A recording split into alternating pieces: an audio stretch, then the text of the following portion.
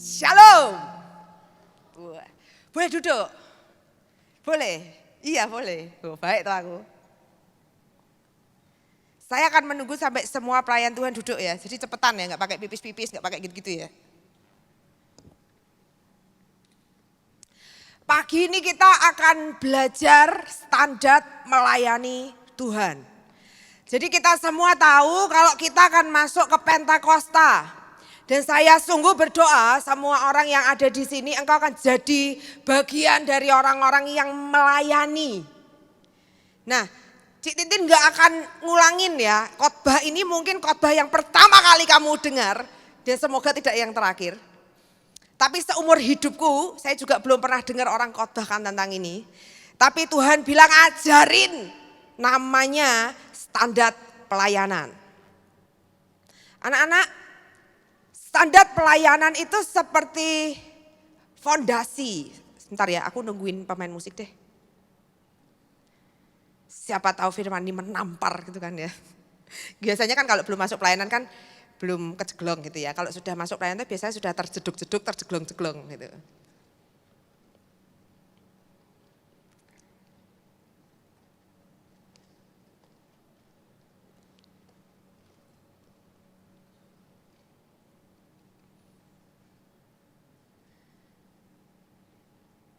Oke.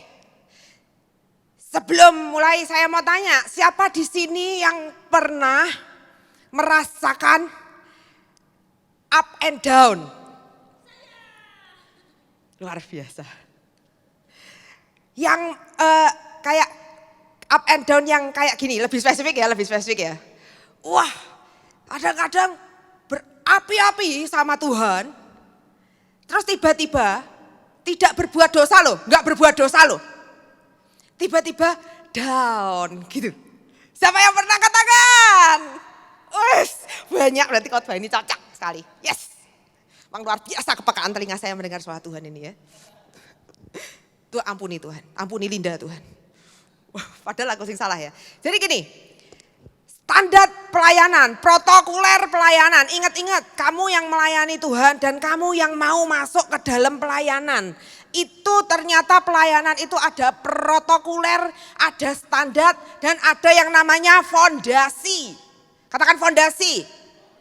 Makanya kalau kamu bangun, kadang-kadang pemimpin itu membangun, itu dibangun tenanan ya kamu ya. Wah, dibangun.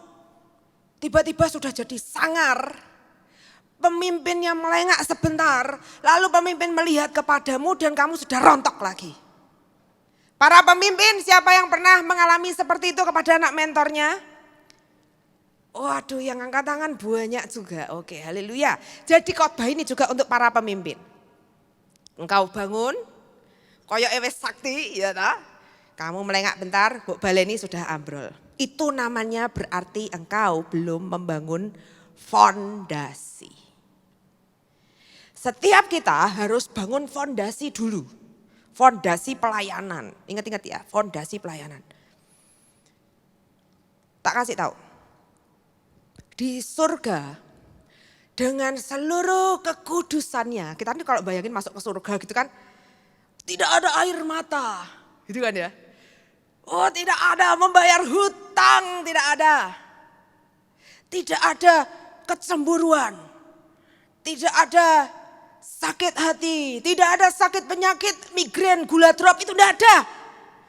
Ya kan? Tidak ada, itu di surga itu semua penuh dengan all the good things and all the holiness.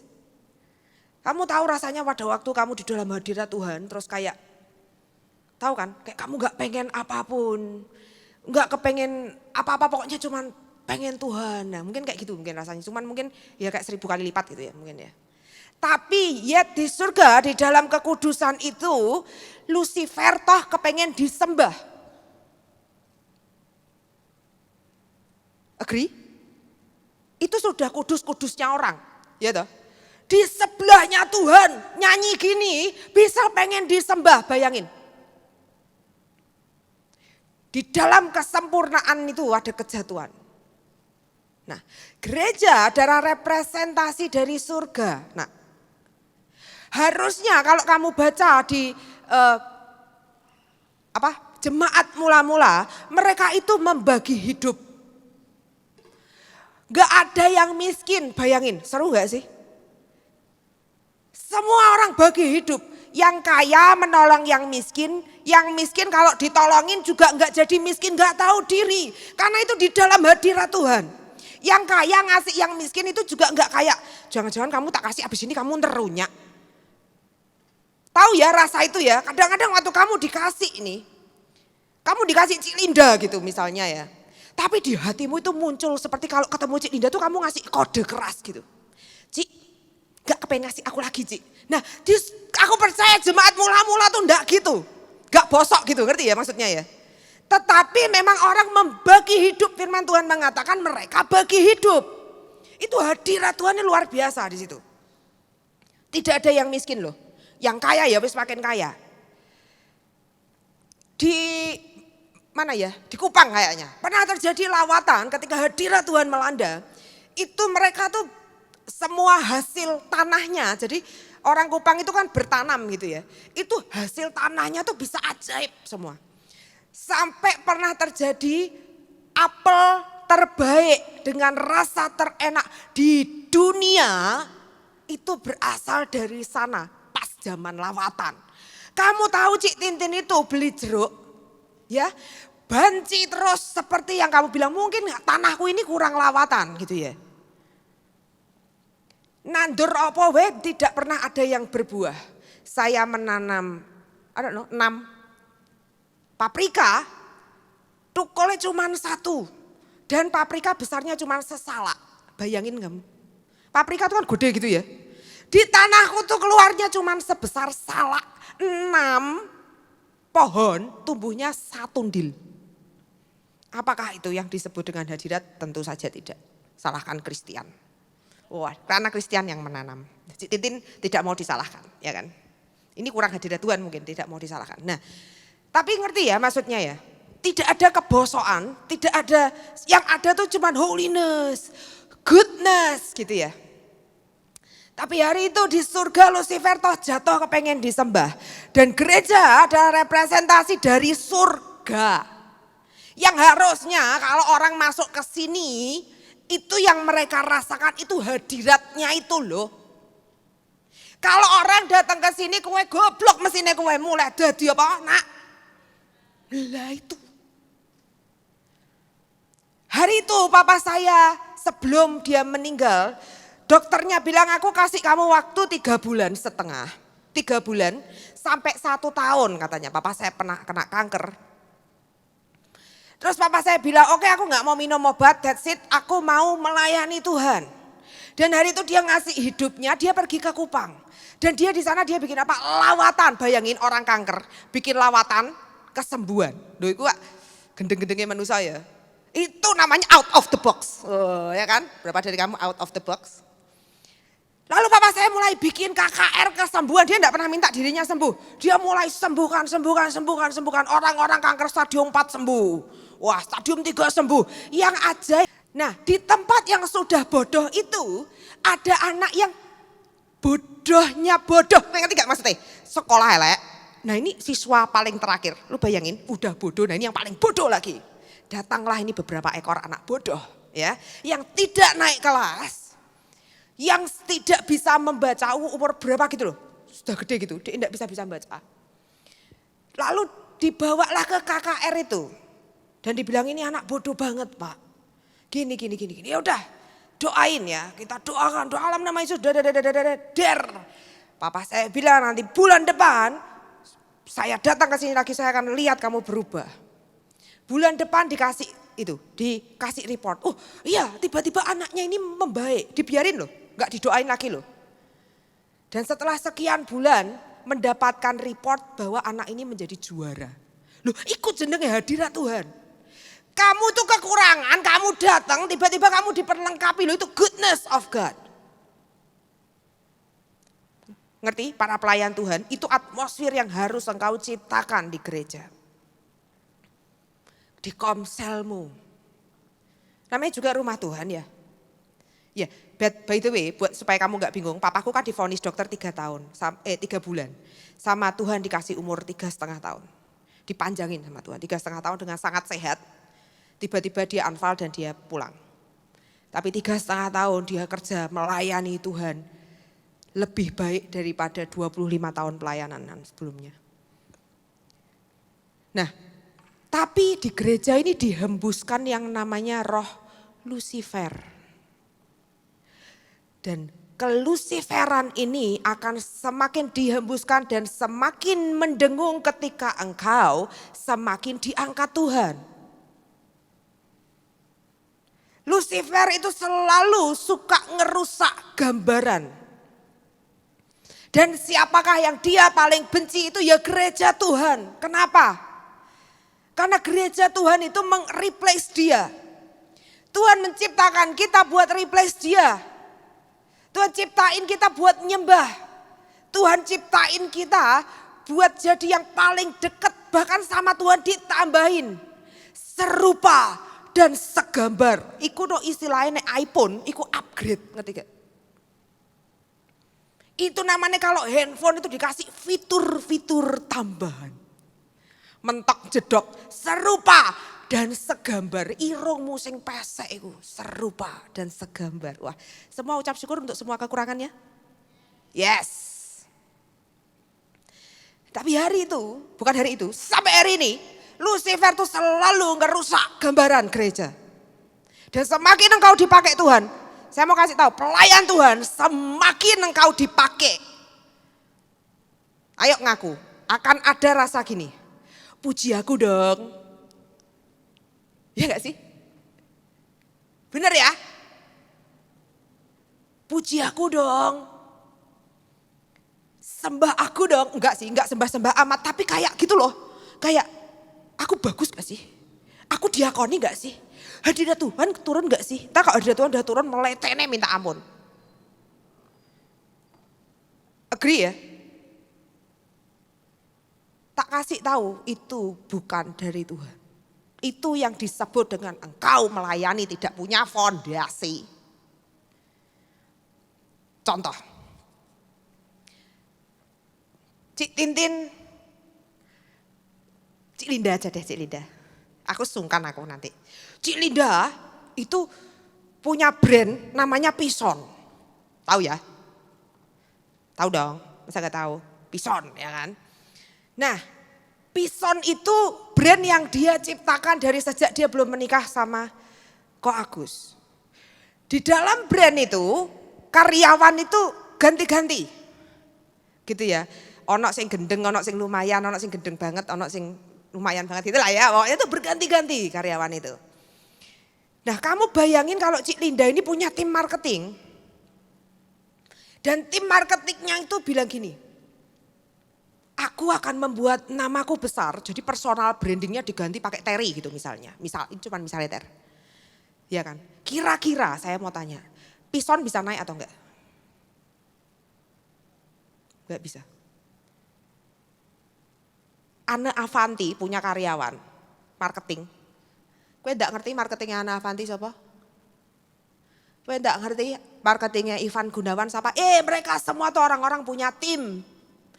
Kowe mosok ngerti tim suksesnya Pak Jokowi siapa? Marketingnya siapa?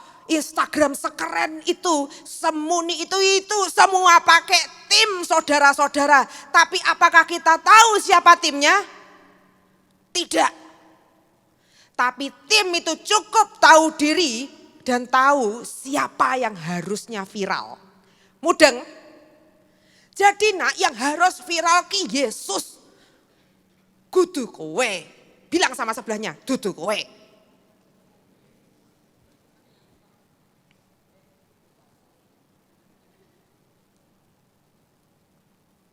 Kalau kamu bayangin Anne Avanti, terus tiba-tiba kamu tahu itu kamu pegang baju.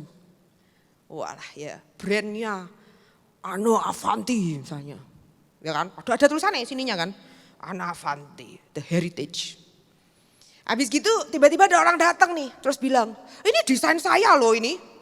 Ini saya loh ini yang buat ini. Loh lihat ya kan. Loh jelas-jelas brandnya tuh loh Anne Avanti. Kamu tak kasih tahu ya, jelas-jelas gereja itu brandnya Yesus Kristus.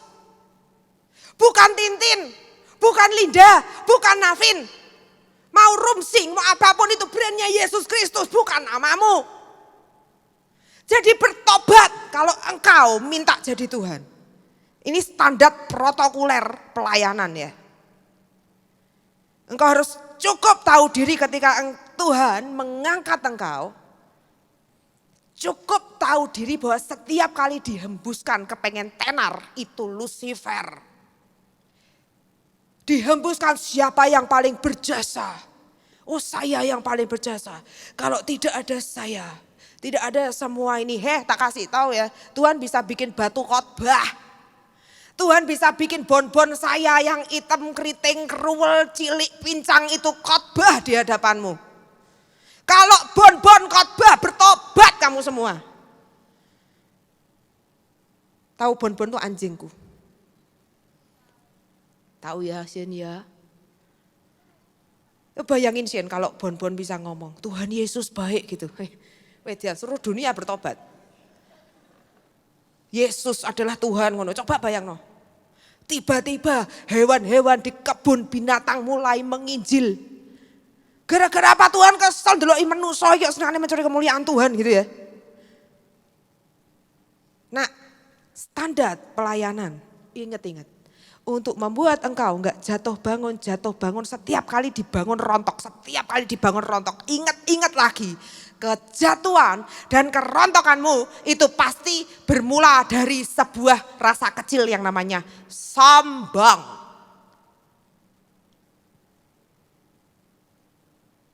Takut tidak dihargai, takut tidak kelihatan, takut jelek, takut dirasani, takut gini, takut gitu, kepengen viral, kepengen naik, kepengen begini, kepengen begitu.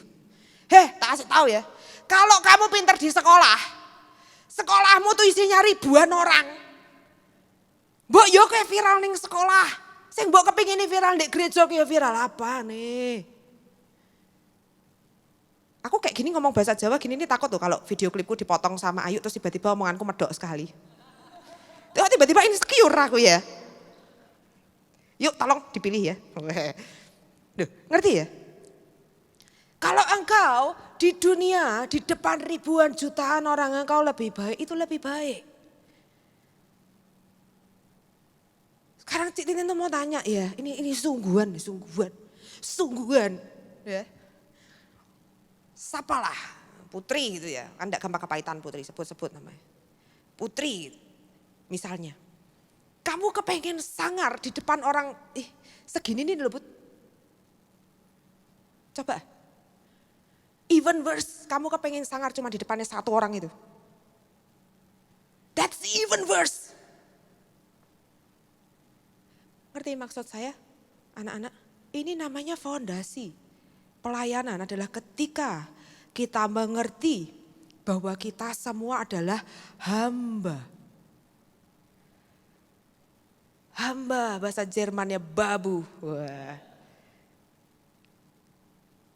Ya kan?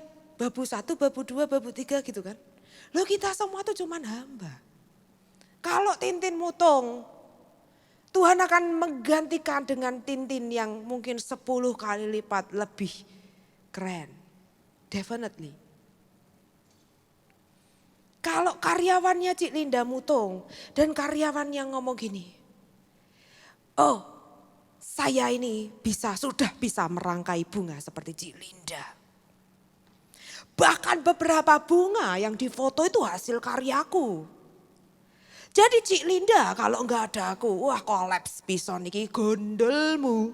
Sing ngajari kon ngerangkai bunga iku ya DE. Ya toh, dia akan mendatangkan 10 orang yang lain buka kelas, anak-anak inilah cara merangkai bunga dan dia akan menciptakan 10 engkau. Tuhan tuh sama kayak gitu. Bedanya kalau dia harus bikin kelas, kalau Tuhan itu cuman kasih anugerah, tiba-tiba jadi WL semua. Tak nangis geteh weh. Ngerti ya? Jadi kita mesti ngerti standar pelayanan adalah tahu siapa bosnya. Siapa bosmu? Yesus.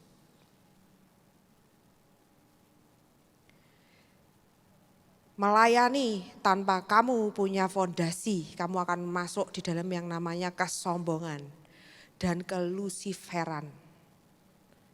Terutama orang-orang yang ada di atas mimbar gini. Kamu kalau noto kursi gitu kan enggak pernah sombong ya. Susah ya, ngosek WC gitu kan. Ya bisa juga loh, tapi orang ngosek WC terus dipuji jadi sombong. Tiba-tiba di dalam WC ada hadirat Tuhan gitu kan lumayan ya. Atau pada waktu kamu di luar deh. Kamu jadi juara. Tuh ya enggak sombong kok, biasa wae. Saya lihat tuh di yayasan ada tulisan Berni, nilai rata-rata 9, piro Ber? Nilaimu Ber? Sombong, enggak. Berapa Ber? 90,5. 90,5. Wah, wejan. Aku baca itu aku tidak melihat ada kesombongan di kata-kata 90,5 itu malah nyek-nyekan.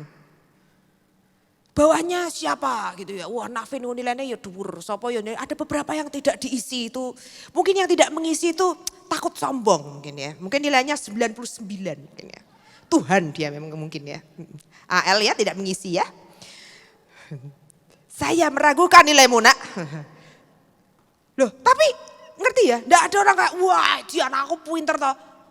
Enggak tuh, biasa aja tuh. Ya kan? Orang-orang jadi kaya nih, orang-orang di dunia ini di dunia loh. Di dunia gitu ya. Wah kayak misalnya kemarin, tiba-tiba aku ditelepon. Suruh ganti baju. Kenapa? Pak Gubernur mau datang. Udah datang gue biasa ya. Tenan. Di tag di Instagramnya Pak Bupati. Biasa aja tuh. Sungguhan, ini bukan melete ya. Tapi kalau di dalam gereja, hembusan dan dengungan itu memang lebih keras. Loh tidak cuma kamu yang mendengar, saya juga mendengar. Dengungan itu lebih keras. Padahal media sosialmu bisa bicara kepada lebih banyak orang. Engkau bisa beli, orang itu bisa lebih lihat kamu berhasil di situ daripada di gereja. Tapi entah kenapa kalau di gereja dengungannya kenceng. Untuk membuat engkau jadi sombong. Dan membuat engkau jadi yang paling super. Misalnya. Di sini tuh ya, wah orang main keyboard paling bagus itu Sophie. Soalnya enggak ada yang lain soft. Misalnya. Terus Sophie akan merasa, kamu ini loh kok udah isa-isa toh. Dia jari udah isa-isa. Gini loh, gitu loh, apa lo. Lama-lama jadi jengkel. Terus kadang-kadang kalau mungkin nanti ada orang main rada lebih bagus. Ya. Di dalam hatinya rada kayak biasa aja. Bagusan juga aku kan lebih diurapi. Oh, misalnya soft. Atau mungkin ini kakak-kakak ketua komsel. Kalau engkau lihat komsel orang lain tiba-tiba berhasil dan komselmu biasa aja. Kamu akan merasa kenapa ya kok komselku kok gini-gini aja ya. Tapi rasa itu bukan karena kamu mengasihi anak komselmu dan kamu kepengen lihat dia berubah. Tapi karena kamu saingan, ngerti ya maksudnya ya. Hai jujur aku gak nyuruh kamu ngacong. Tapi di hatimu itu ada persaingan. Ada rasa kayak aku tuh harus jadi yang nomor 1. Ini contoh ya, berat itu kalau udah jadi pemimpin. Misalnya Tiara sama Christian. Wah ini kan udah kayak dedengkot gitu ya. Wah tiba-tiba Valen komselnya meledak duor ya memang kejadian sih. Ya Len, kayak komselmu wah kamu jangan beger-beger irongmu loh Len. Iya dia komselnya kan lagi bagus banget ya. Biasanya para pemimpin tuh insecure tau gak. Wah ini bocil SMP. Komsel itu bisa meledak. Hebat ya. Tapi di dalam hati itu yang keluar persaingan. Ngerti gak sih? Pemimpin, mudeng tau maksudku. Waktu kamu lihat orang tuh bagus. Mau hebat-hebat, no, tapi sebetulnya hatimu bersaing kan. Bersaing itu bukan karena kamu mencari Tuhan kan. Tapi persainganmu tuh personal. Lah itu namanya Lucifer. Wes jenengmu ini kan orang-orang Lucifer, apa gak ada tuh. Kayak Kristiano namanya kan Christ. Belongs to Christ. Nggak usah dihayati kalau Luciferan itu. Ngerti ya nak? Dasar dari pelayanan adalah tahu diri. Punya protokoler, tahu siapa bosnya. Ingat-ingat, kalau engkau mulai iri dan mempertanyakan dan mulai merasa kalah saing, kalah pamor, kalah hadirat Tuhan, kalah urapan, itu jelas bukan kamu. Itu siapa? Lucifer. Dan saya lihat dia masuk ke gereja-gereja dan itulah caranya menghancurkan gereja. Enggak, dia enggak datang pakai pornografi sekarang. Dia enggak datang pakai bacok-bacokan. Semua pembunuhan di dalam gereja akan dimulai dari yang namanya iri. Iri lihat orang lain dipakai Tuhan. Iri lihat orang diurapi. Misalnya lawatan ya ta? Terus para pelayan Tuhan, ini para pelayan Tuhan ya, saya kenain terus ya kamu ya nunu. Kakak-kakak. Nanti kalau lawatan ya, semua doain ya. Oh ya, ya Ci, oke. Waduh. Semua berdiri, tiba-tiba kamu mendoakan gini. Orang yang di sebelahmu, saben nyekel batok geblak orangnya. Misalnya ini contoh ya.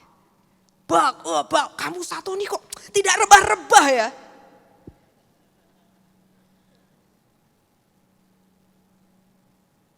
Kalau engkau mungkin bisa mendengar dengan jelas, mungkin Tuhan akan ngomong gini, iya kamu memang harus spend time sama orang ini.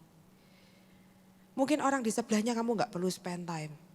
Kalau engkau masih perlu spend time, perlu. Kamu gak akan peduli kok orang lain ngerebahin berapa, kamu cuma peduli sama satu jiwa Tuhan berharga, satu jiwa Tuhan berharga. Kono sing duwe urapan fire ya, bak ya sudah, memang kamu gak punya ya sudah. Tapi ngerti gak sih rasa mak celeng kenapa dia bisa dan saya tidak, ini loh. Hamba-hamba Tuhan. Anak-anak ingat, anak-anak yang baru mau masuk pelayanan, engkau yang dimasukkan ke dalam pelayanan. Ingat ya, sungguh-sungguh sama Tuhan. Ketika Tuhan mengangkat engkau, jangan pernah sombong. Jangan pernah merasa karena itu kamu. Jangan pernah cari populer, tahta, nama baik atau apapun di dalam rumah Tuhan.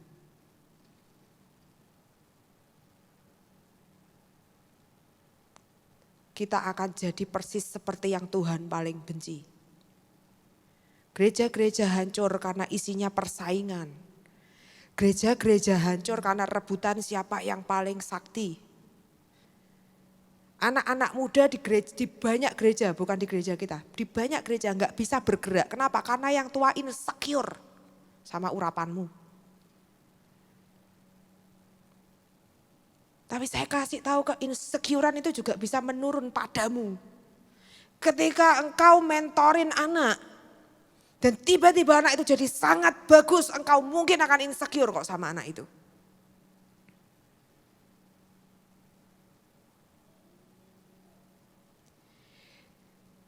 Ini kan ada beberapa kakak-kakak yang buka les-lesan musik. Mungkin nanti waktu engkau ngajarin dan tiba-tiba anak itu jadi lebih jago dari kamu di dalam hadirat Tuhan. Itu prestasi coy. Itu tidak membuat engkau harusnya jadi insecure. Atau menahan orang supaya orang itu tidak jadi lebih dari kamu. Kita berdoa orang-orang yang kita mentorin akan jadi 3 kali, 5 kali, 7 kali lipat lebih dari kita, amin. Karena ini semua tentang pekerjaan Tuhan. Ini bukan tentang saya, bukan tentang kamu, ini bukan tentang kita. Siapa bosnya nak? Kita siapa nak? Babu.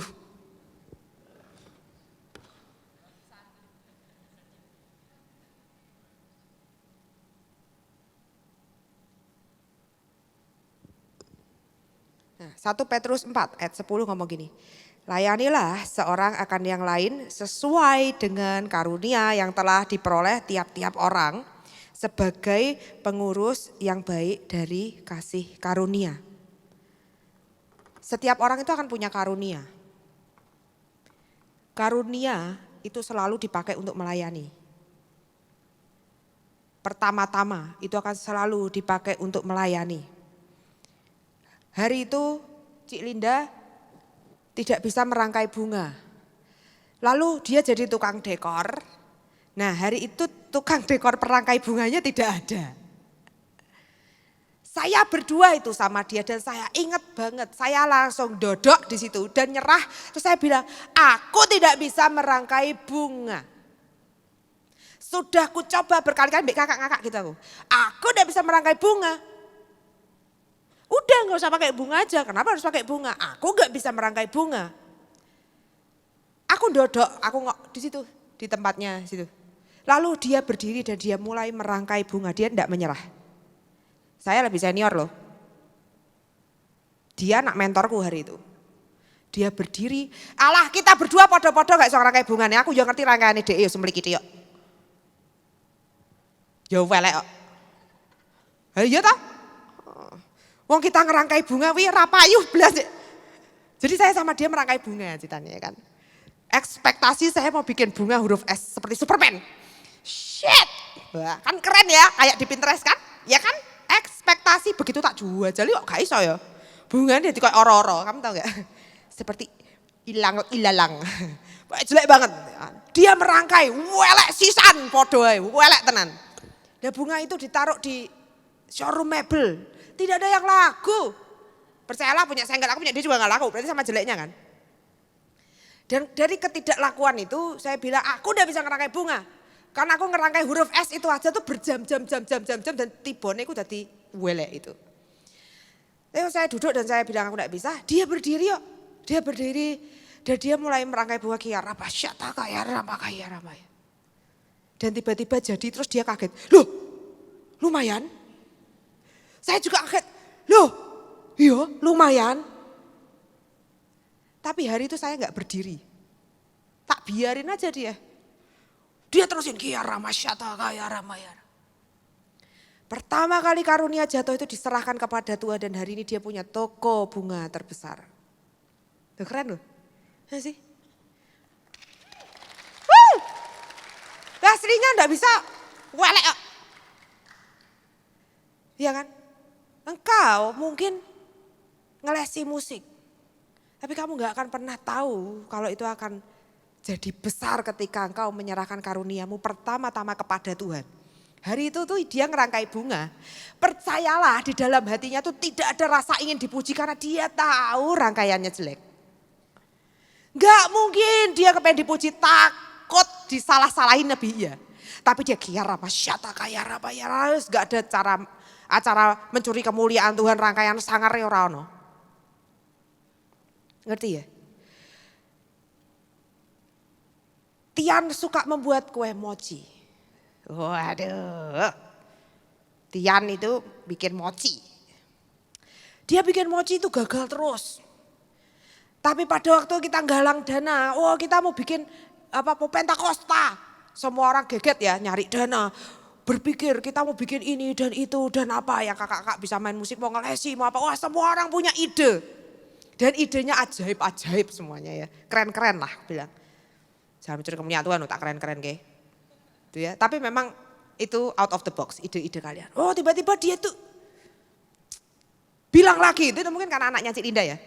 Dia bilang gini, saya mau bikin mochi loh. Yang kemarin-kemarin tuh udah gagal terus gitu. Ya toh, kowe gak berkali-kali ra iso toh. Begitu dia bilang aku mau jualan mochi, dia bikin mochi dan berhasil loh.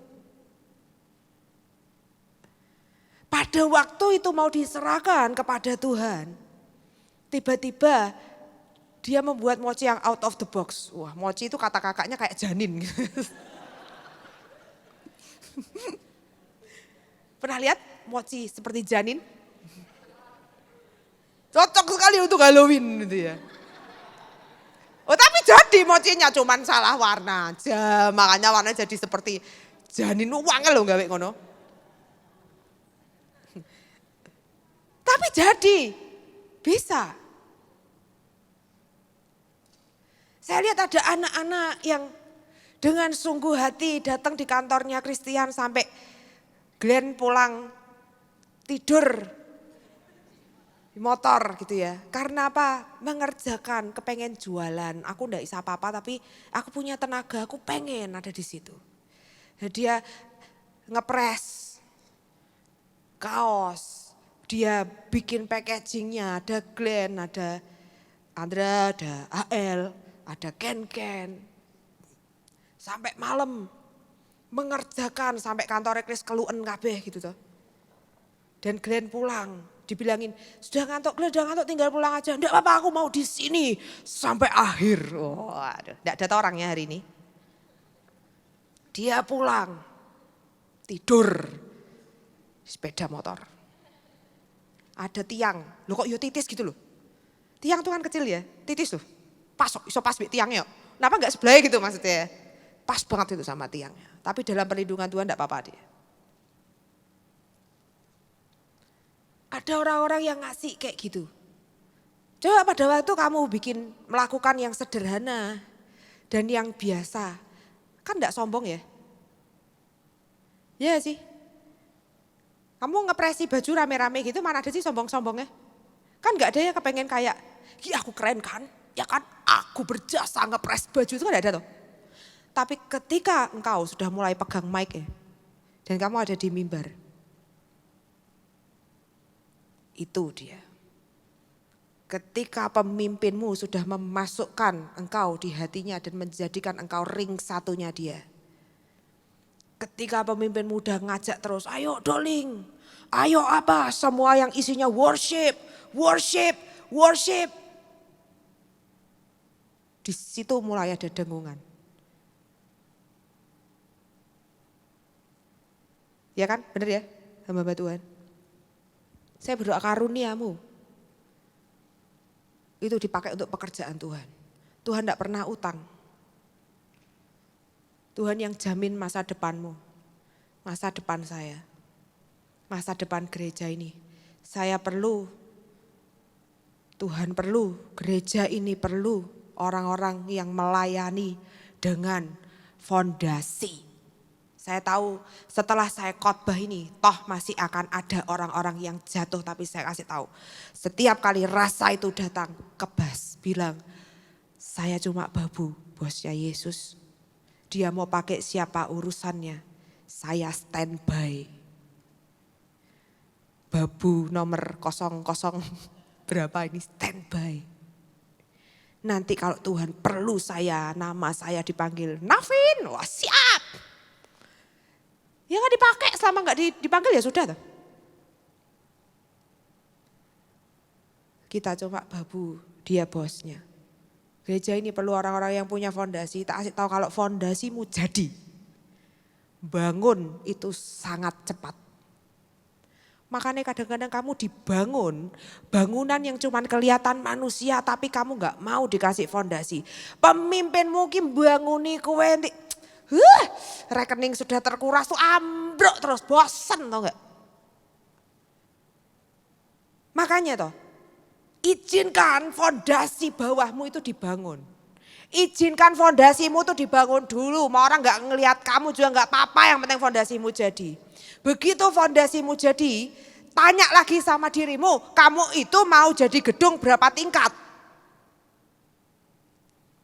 Kalau kamu mau jadi, saya mau jadi RSSSSC, rumah sangat sederhana, selonjor saja susah. Ya fondasimu cepat. Ya tapi paling banter kowe dadi apa sih?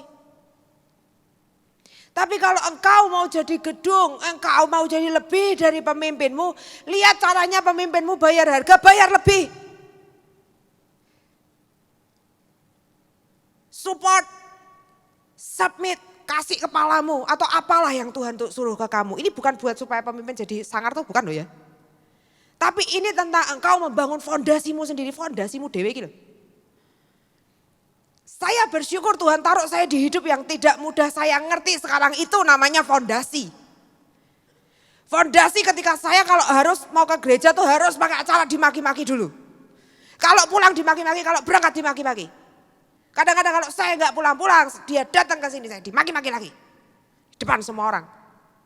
Dan itu menggeser semua fondasi saya yang salah. Waktu saya ke gereja dan saya melayani, saya bilang Tuhan ini anugerah dan ini bayar. Sampai rasanya kemuliaan, mencuri kemuliaan Tuhan itu gak sebanding mbek pisauan yang tak dapat kalau aku pulang. Meh nyolong apa? Meh mulia apa? Ora usah mulia-mulianan. Nek aku teko mrene Tuhan ora teko tiwasana aku dipisoi. Tapi Tuhan tetap gak hadir. Ngerti gak maksudnya? Saya berdoa Tuhan setiap kali aku datang ibadah Tuhan engkau kan tahu ya aku datang ke sini tuh pakai perjuangan hadirlah Tuhan. Hadirlah Tuhan. Tolongi Tuhan, tolongi. Itu fondasi, nangis gak aku di fondasi Tuhan? You nangis, Paul. Tapi saya ngerti ternyata itu yang namanya fondasi. Ketika Valen berdoa dan dia doa terus dan terus dan terus gedor Tuhan terus. Itu Tuhan sedang membuat fondasi. Ketika Tuhan memasukkan engkau di padang gurun itu dia bikin fondasi.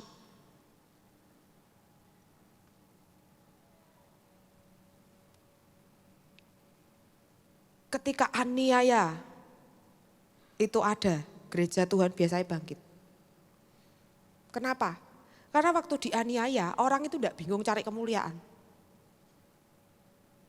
Orang itu cuma datang ke Tuhan, datang ke Tuhan, datang ke Tuhan. Terus gitu terus.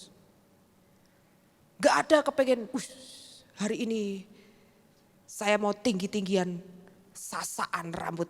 Gak ada. Celana siapa yang lebih ketat, gak ada.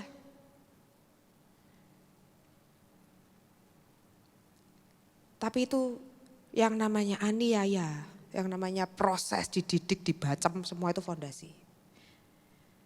Jadi Cik Titin berdoa, persiapkan dirimu untuk punya fondasi.